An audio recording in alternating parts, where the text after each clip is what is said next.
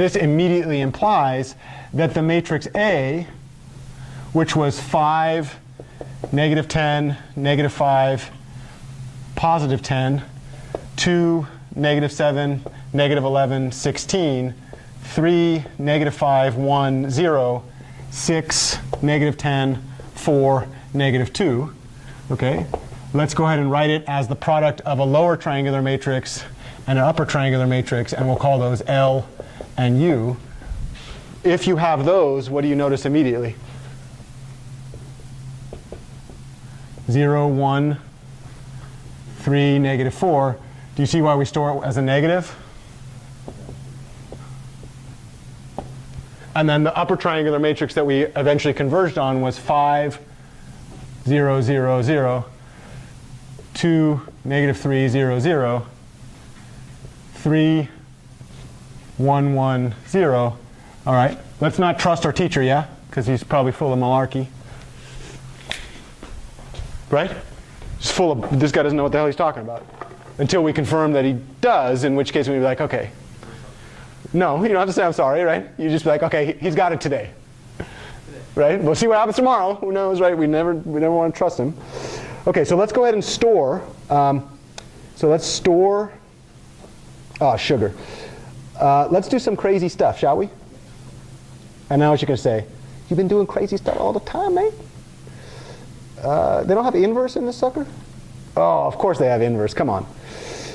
So what did we say? It's going to be B inverse times C inverse times D inverse in that order, right? So let's do this. Matrix B inverse times matrix C inverse. I mean, the real thing is, should we trust a calculator? But we're going to pretend like the calculator knows more about this than your teacher does. Or at least is less prone to error. What should this matrix be?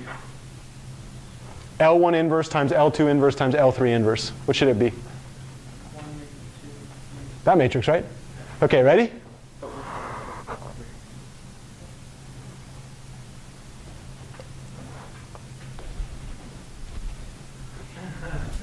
What? Okay, let's store that sucker as the matrix. Does it go all the way? Ah, you lazy bums. They only gave us 9. I was going to do L and U. Let's try it as L and U. Let's do L. Where's L?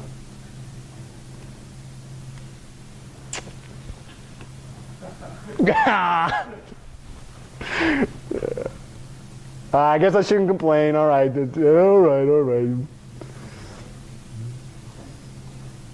So let's go back to this thing. Let's grab it. And we'll store that thing as matrix E. Oh, sugar. All right, so matrix, that's that one, right? And then what we want to do is we want to store this thing as matrix F, I suppose. I don't know. How are you breaking to store it? I hit that little thing called STO. It's like my son would pronounce store. He doesn't have his R's yet, but he goes, sto. Papi, I want mo. You got it, son. You can have mo. Yeah, it's awesome. Oh my God, he's the coolest man in our house for sure. All right, so here we go. What's the claim now if I multiply E times J? Yeah. So let's go ahead and do this. Oh, F times J. And then the real way to do it, it's not always easy to check to see if two matrices are equal, because how many checks do you have to do in this case? How many individual entries do you have to confirm? 16. So a really, really nice way to do this is subtract them. What do you suppose about the subtraction? It's a lot easier to check if one of them is non-zero than it is to check that 16 of them are the same, right? Yeah. So what did we just do? We found the LU factorization